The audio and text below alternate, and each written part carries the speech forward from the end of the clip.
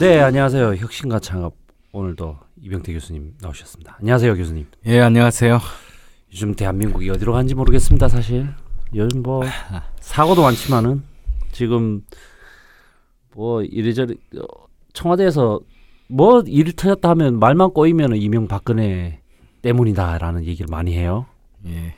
하여튼 요즘 거의 뭐 제가 다른 방송에서도 오늘 그 얘기했는데 네. 어떻게 잘못된 거는 다 보수 정권, 전 정권만 문제냐? 그럼 그 전에 두 소위 진보 정권, 네. 노무현 정권하고 DJ 정권은 역사에 없었나요? 그 어떻게 경제 정책이 실패된 거는 보수 정권에서만 실패를 하고, 왜 노무현 정권 끝날 때 경제를 너무 망쳐서 패족이라고 그랬는데 그거는 다음으로 안 이어지는가 봐요, 그죠? 네.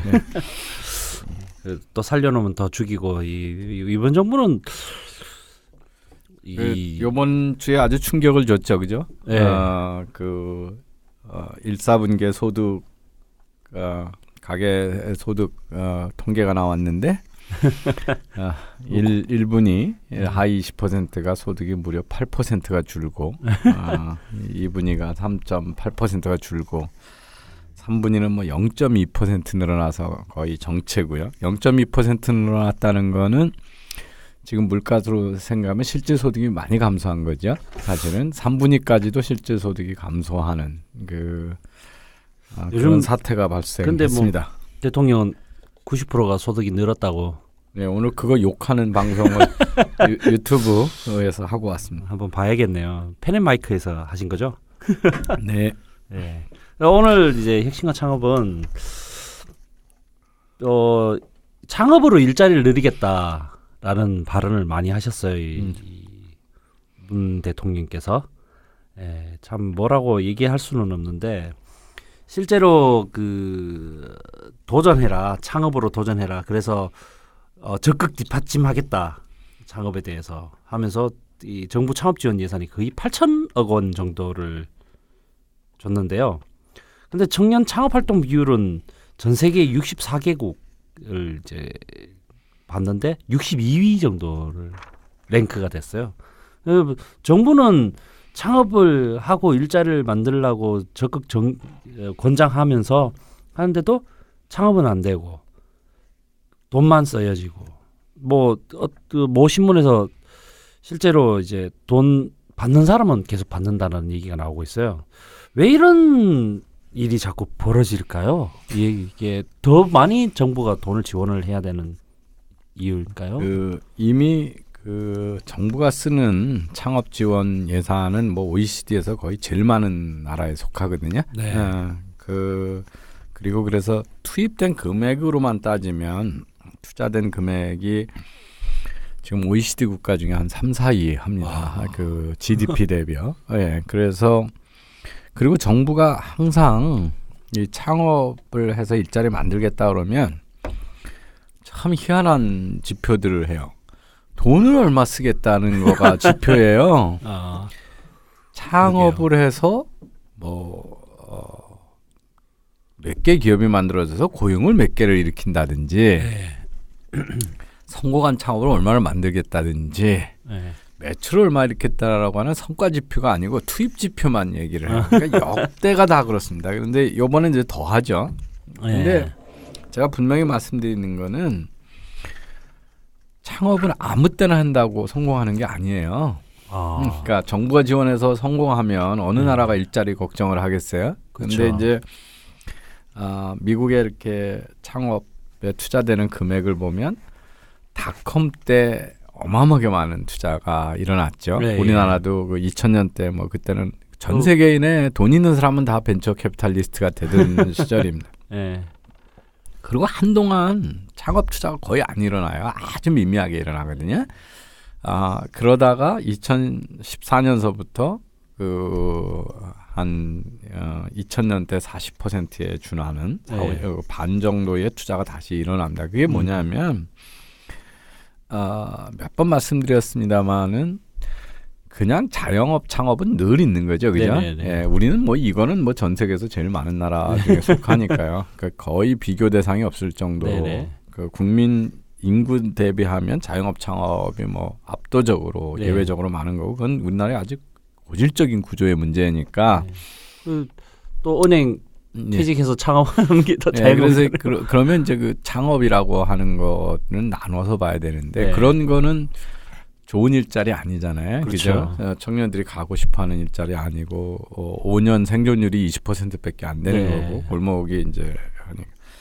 우리가 얘기하는 창업은 혁신형 창업이죠. 네네. 그죠? 우버 같은 회사 만들고 그렇죠. 싶고 구글 같은 회사 만들고 네. 싶고 우리나라에 보면 뭐 네이버 같은 네.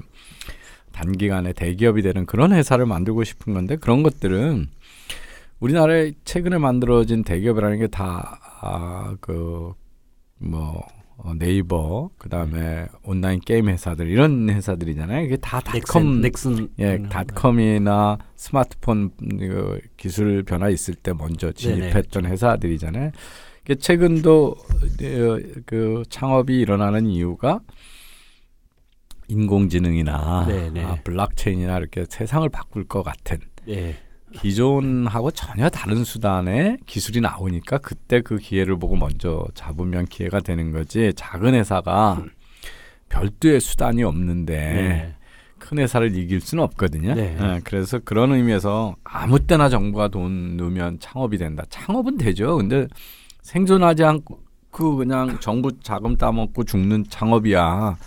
그게 좀비 기업 창업인데요. 좀비 기업 창업은 해봐야 사실은 자원 낭비고 좀비 기업이 많으면 진짜 성공할 수 있는 기업도 생존할 수가 없거든요. 왜냐하면 좀비 기업들이 그냥 막 정부 돈 가지고 덤핑을 치니까 시장이 만들어지지 않잖아요. 그래서 이 정부가 지원하니까 창업을 해라. 무슨 창업을 하라는 거냐. 이게 이제 중요하죠. 이게 여기 보면 명확하지 않아요. 근데 뭐 다 늘어났습니다. 보면 그 청년들이 그냥 자영업 창업하는 생계형 창업도 하라고 그러고 혁신형 창업도 하라고 그러고 거기다 또 사회적 기업 창업도 하라고 그러고 뭐 이렇게 골고루 흩어놨어요. 그래서 지금도 창업 자금이 모자라서 우리나라가 창업이 안 되는 거 아닌데 정부가 이렇게 돈을 대면 창업이 될 거라고 하는 건 아주 큰 착각 중에 하나다. 이런 이야기를 할 수가 있습니다. 늘 항상 고민이 돈을 주면 또 대학생들이 자영업보다는 혁신형 창업을 해야 되는데 우리 대학은 혁신형 창업이 어려운 구조인 것 같아요. 두 가지가 있습니다. 혁신형 창업은 대개는 창의적인 아이디어나 그 기술이 있어야 되잖아요. 근데 이제 그런 것들을 잘 생각해 보거나 권장하는 교육이 아니라고 하는 거고요. 두 번째 교육 또 필요한 교육이 있습니다. 그 창업가 교육입니다. 그러니까 창업가 정신으로 무장돼 있는 그 창업가가 있어야 남들이 만들어 놓은 기술이나 뭐 아이디어라도 받아서 창업을 할 수 있잖아요. 그래서 그 창업가 정신에 대한 좀 뭐 핵심적인 단어가 뭐가 있을까요? 하나는 이제 여러 가지를 할 수가 있는데요. 제일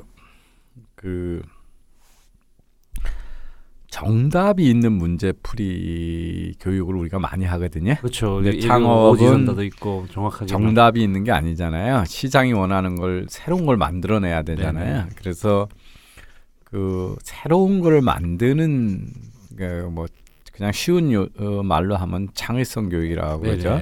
그런 시도하는 게 하나고요. 특히 이 창업가에 의한 창의성이라고 하는 건 내 멋대로 만드는 게 아니거든요. 시장이 원하는 걸 만들어야 되잖아요. 그래서 시장에 가서 시장의 반응을 보고 그들이 뭘 원하는 건 하는 거에 대한 학습 능력이 되게 뛰어나야 돼요. 그래서 이 두 가지를 갖추는 게 되게 중요합니다. 그다음에 이제 세 번째 실천력이죠, 그죠? 시장에 가서 부딪혀보고 이 개발비 잔뜩 넣고 시장에 가서 안 팔려가지고 이제 신용불량자 되시는 분들 많거든요. 근데 사실은 프로토타입을 만들어서 시장 가서 보고 거기서 반응을 바로바로 고치고 뭐 이런 능력이 되게 필요한데 이제 시장에 나가는 걸 두려워하는 분들이 되게 많아요. 비평받고 그런 게 이제 그래서 그런 제가 이 창업 교육을 제일 잘한다는 네. 웹슨 칼리지의 그 교수 연수를 다녀왔거든요. 첫 번째 창업 교육하고 일반 교육하고 차이를 몸에 느끼게 하기 위해서 네. 두 가지 프로젝트를 시킵니다. 하나는 우리 퍼즐 맞추기 있잖아요. 네네네. 그래서 뭐 1,000개 피스 쪼가리가 한 1,000개쯤 되는 걸 가지고 네. 그림 맞추는 거 하나 이게 뭐냐면 정답이 있는 거죠. 네. 예, 그러니까 우리가 그림을 보고 그림에 맞춰서 그 피스들을 쪼가리들을 1,000개를 맞추면 되니까 네. 자원도 있고 여기 1,000개 쪼가리라고 있는 게 그러니까 이거를 얼마나 빨리 정답에 맞춰서 만드느냐고 하는 전략만 이제 짜면 되는 거죠. 예. 다른 하나는요. 헝겊 조각을 산더미처럼 쌓아놓고 사람들이 예쁘게 되는 퀼트를 만들어 봐라. 이게 이제 헝겊 조각을 막 붙여가지고 이어 붙여가지고 그 조각 누비 조각 그 이불처럼 만드는 게 퀼트잖아요. 그 사람들을 반하게 하는 누비 조각 퀼트는 정답이 없는 거죠, 그죠? 상상력으로. 그러니까 우선 만들어보고 사람 여러 가지 만들어보고 내가 이쁘다고 생각하는 것 중에 사람들한테 가서 돈 주고 살 거 있으면 이제 하는 거잖아요. 이제 그게 두 가지의 차이라는 겁니다. 우리가 열심히 수학 문제 잘 풀고 이런 것들은 정답 있는 걸 빨리 하는 소위 비즈니스 모델이 돼 있고 거기다 자원을 빨리 효율적으로 쓰는 거 이게 이제 그 경영 관리 이런 거죠. 그렇지만 창업자는 뭐냐면 그 이 없는 거에서 있는 걸 뭘 만들어서 시장에 하는 거죠. 그런 면에서 크게 다르거든요.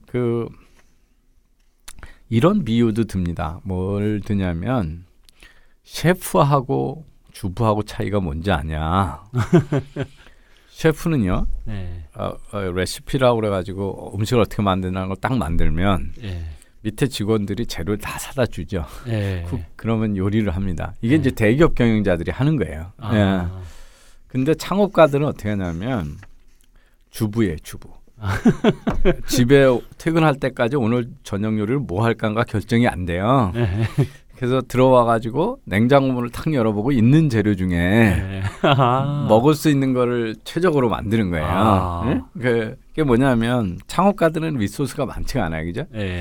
여기 지금 정부에다 대고 지원 이렇게 하는데 돈을 무한대 주면 창업에 성공 못할 사람 아무도 없죠. 근데 시장은 그렇지 않죠. 돈을 누가 무한대 줍니까? 그 돈을 빌려오는 순간 그거에 대해서 대가를 다 지불해야 되잖아요. 예, 지분을 주든지 이자를 주든지. 뭐 그런데 그래서 꽁돈이라고 하는 것들이 그런 어려운 데서 빨리 창업을 성공해야 되는 압박이 없는 돈들은 사실은 창업하는데 그게 도움이 잘 안 되는 돈이죠. 그래서 그 하나는 이제 그 정답이 없는 것들을 만들어내는 그 솔루션을 만들어내는 게 창업가들이 해야 되는 일이고, 근데 그 잘 만들었다의 기준은 내가 아니라는 거죠. 시장이죠, 그죠? 그러니까 시장에 가서 부딪혀보고 빨리 피드백을 받아서 새로 고친다. 이게 학습 능력이거든요. 그래서 학습 능력이 뛰어난 교육 이런 거를 시켜야 된다는 거죠.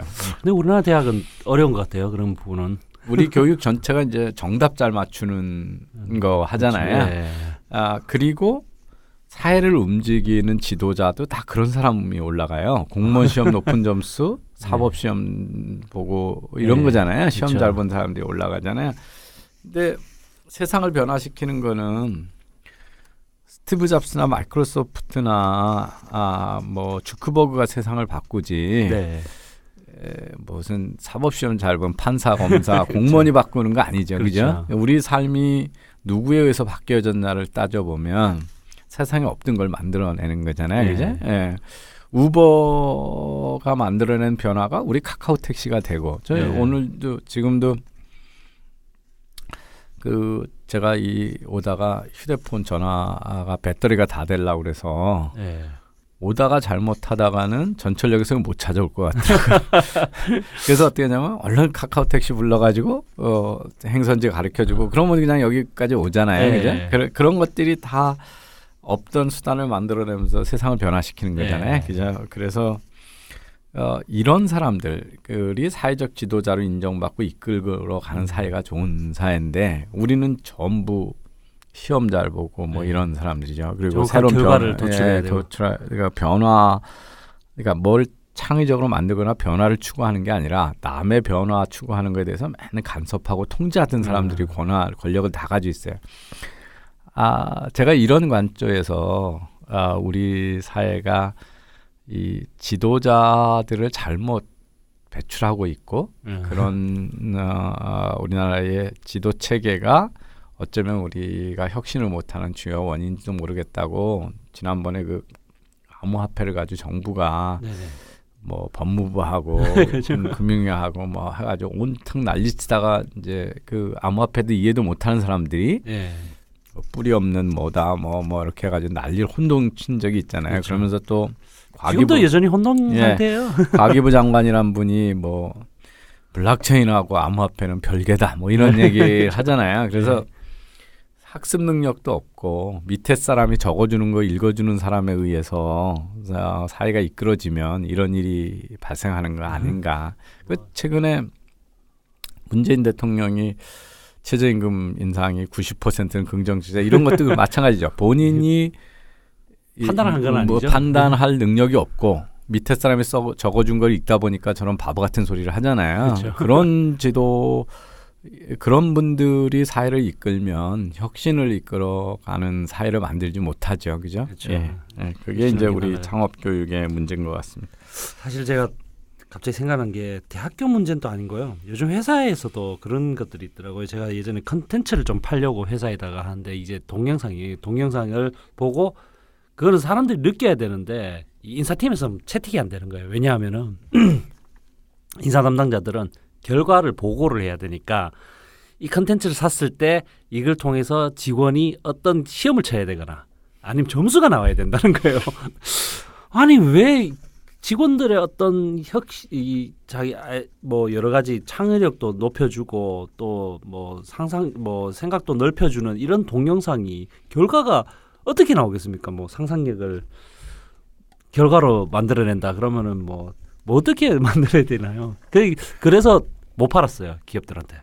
그 자율권을 안 주고 자꾸 문제가 생기면 책임만 물으면 그 진보적인 선택을 못 하죠. 모험적인 선택을 못 합니다. 그래서 제 친구가 한때 이 나노 물질로 이렇게 코팅이 된 뭐 청소용 그 부직포인가요?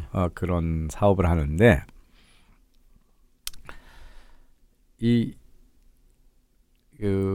국내 제품을 안 사주는 대기업의 이유가 뭐냐면 유명한 3M이나 뭐 이런 제품을 쓰다가 그렇죠. 잘못됐으면 그냥 뭐 그 세계적인 회사가 하다가 했으면 그 뭐 하나의 그냥 불량으로 넘어가는데 이제 모르는 회사 제품을 써가지고 뭐 나중에 사회 문제가 되면 봐라 이제 이거 누구한테 돈 먹었다 이런 얘기 그렇게 되는 거예요. 그러니까 이제 이런 사람들을 못 믿고 재량권을 안 주는 사회에서는 전부 이제 형식 요건 갖추고 브랜드 있고 대기업 거만 쓰고 이렇게 되는 거죠. 위험을 절대 지지 않으려고. 우리 나라에서 교수를 뽑을 때도 똑같아요. 미국의 경영대 같은 데는 다 졸업 예정자를 뽑거든요. 졸업하기 전에 뽑습니다. 그러면 이제 그 사람이 아직 논문도 나오기 전이거든요. 이 논문을 저널에 그냥 이렇게 제출만 해놓고 몇 단계 있는 거고 지도 교수나 그간 뭐 여러 사람의 평판을 보고 이제 뽑는 건데 대신 그런 사회는 뽑아놨다가 성과가 안 나면 중간에 가혹하게 자르잖아요. 이제 그러니까 그거야 뭐 자기 책임이니까요. 책임이고 그렇잖아요. 근데 우리는 졸업을 그러니까 박사학위를 자기 심사를 다 받았어도 안 돼요. 네. 졸업장이 프린트돼서 손에 있어야 돼. 증명이 있어야 된다고 그러고요. 형식 요건이요. 네. 예. 그러고 이 사람의 잠재력을 보고 뽑는 게 아니라 대개는 몇 점, 연구 점수가 몇 점이다. 네, 그렇죠. 개수당 점수를 해가지고 수학 공식을 만들어놔요. 그러면 이제 그런 전부 그런 걸 객관적이라고 주장을 하죠. 네. 그러면 이제 좋은 인재를 되게 못 뽑죠. 딴 데서. 그래서 이런 것들이 다 창업이 되려면 창업이 성공하려면 창업하는 작은 회사가 만든 제품들은 되게 안 알려져 있는 제품이잖아요. 그렇죠. 그래도 좋으면 쓸 수 있는 시장이 있는 사회가 성공 가능성이 그렇죠. 높겠죠. 그런데 이제 사람을 못 믿으면 밑에 부하 직원들이 자기 목이 날아갈 위험한 선택을 안 하게 되죠. 그렇죠. 자기가 그렇게 믿어도. 네. 그럼 대개는 이제 돈 받았냐 못 받았냐. 네, 그렇게 되는 것도 길게 보면 이렇게 사회의 불신. 네. 불신은 결국 형식주의를 따르게 되고 재량권을 안 주게 되고 그렇게 되면 모험적 선택을 안 하게 되고 그것도 우리나라에서 창업이 어려운 이유 중에 큰 이유죠. 네. 사람들 우스갯소리로 만약에 스티브 잡스가 한국에서 태어났다면 그냥 컴퓨터 수리공이나 됐을 거라고. 제가 오늘 여기 오기 전에 연구 프로젝트를 이 정부 쪽 제안을 하는데 네. 조달청을 통해서 입찰을 하라는 거예요. 그거 정말 그래서 이제 했는데요. 거기 형식 요건 중에 그 신용 평가 점수를 넣는 게 있어요. 네. 근데 카이스트는 기업이 아니잖아요. 네. 그러니까 그냥 대학이니까 신용 그 평가 대상 기관이 아니죠. 네. 평균 점수가 없어요. 네. 그러니까 없다고 그랬더니 그게 마이너스 몇 점이라는 거예요. 마이너스 그러니까 5점인가 10점인가 가끔 예, 그래서 뭐 10점인가 뭐 그렇대요. 네. 그래서 근데 그거는 뭐 카이스트의 신용이 왜 필요해요? 카이스트가 대한민국에서 카이스트가 부도 나가지고 없어질 확률은 근데 이게 객관적으로 보면 거기 담당하는 사람이 여기는 그거의 대상이 아니까 10점 줘도 문제 없다. 그래도 아무 문제 없는 거잖아요, 그죠? 예. 근데 우리는 그게 허용이 안 되는 거예요, 담당자한테. 그래서 될지 안 될지 모르겠습니다. 10점 깎이고 아마 제출했기 때문에 그게 무조건 컴퓨터에 남거든요. 그래서 네. 담당자가 못 고치도록 돼 있는 것들이고요. 만약 고쳤다 그러면은 담당자가 목이 날아갑니다. 이제 예. 감사원의 감사 대상이죠. 예. 그래서 창업이 잘 되게 하는 거는 뭐 교육서부터 여러 가지가 제도적이 있고 있는데 지나치게 이제 정부가 바로 쓸 수 있는 거는 돈 많이 썼다는 것밖에 없잖아요. 네. 정권이 바뀌고 세월이 바뀌어도 맨날 창업 지원 많이 했다는 건 예산 많이 썼다는 것만 있습니다. 근데 왜 좋은 기업이 안 만들어지는지에 대해서는 아무도 고민들을 안 하고 있습니다. 예산만 많이 쓰고 예. 최악의 창업 활동을 벌이고 있고 그렇습니다. 그래도 또 예산만 많이 돼도 요즘 저 지선 플랜카드 보니까 돈 더 쓰겠다고 공약이 난무하더라고요. 참 좋은 세상인 것 같습니다. 예. 내 돈 아니니까. 네, 알겠습니다. 선생님 뭐 다음 시간에 또 우리 또 오늘은 좀 우울한 얘기였으니까 좀 창업 얘기. 예. 나는 뭐 데이터 얘기를 좀 더 요즘 데이터에 대해서 관심 많으신 것 같은데 한번 예. 얘기하면 될까요, 교수님? 예, 그렇게 하겠습니다. 네, 다음 시간에 뵙도록 하겠습니다. 예. 감사합니다. 예.